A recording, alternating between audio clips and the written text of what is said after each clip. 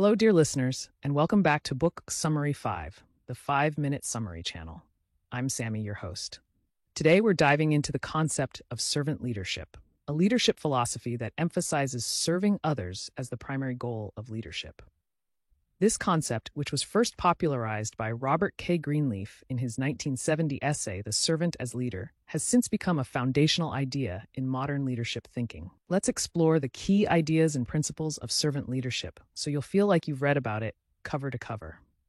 Servant leadership flips the traditional leadership model on its head. Rather than viewing leadership as a means of exerting power and control, servant leadership views it as a way to serve others, whether they are employees, customers, or the community at large. The primary focus of a servant leader is on the growth and well-being of people and the communities to which they belong. This approach fosters a more humane and ethical leadership style that prioritizes the needs of others above the leader's own ambitions or goals. At the core of servant leadership is the idea that true leadership begins with a natural desire to serve. According to Greenleaf, a servant leader is someone who is a servant first, meaning they are driven by a desire to serve others before they even consider leading. This servant-first mindset is what distinguishes servant leadership from other forms of leadership that might prioritize power, status, or control. One of the central principles of servant leadership is listening. Servant leaders prioritize listening to understand the needs, concerns, and aspirations of their followers. They make an effort to deeply understand the perspectives of others before making decisions or taking action. This emphasis on listening helps to build trust, encourage open communication, and create a supportive environment where people feel heard and valued. Empathy is another key principle in servant leadership. Servant leaders strive to understand and share the feelings of others. They are attuned to the emotional and psychological needs of their followers, and they seek to provide support and encouragement. By showing empathy, servant leaders build stronger relationships and foster a culture of care and respect within their organizations. Servant leadership also emphasizes the importance of healing. Greenleaf believed that leadership has the potential to heal both individuals and communities. Servant leaders are aware of the pain and struggles that their followers may be experiencing, and they take steps to help them overcome these challenges.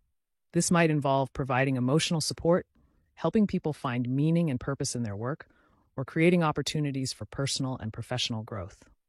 Another foundational aspect of servant leadership is awareness. Servant leaders are highly self-aware and conscious of their own strengths, weaknesses, and biases. This awareness allows them to lead with humility and to recognize when they need to seek input or delegate tasks to others. Additionally, servant leaders are aware of the broader context in which they operate, including the needs of their organization, the dynamics of their team, and the challenges facing their community. Persuasion is a key tool for servant leaders.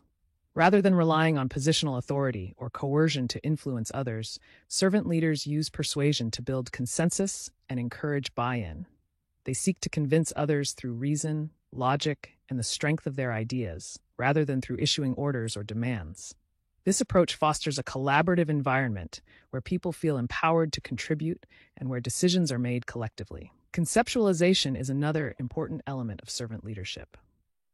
Servant leaders are visionary thinkers who can see beyond the day-to-day operations of their organization.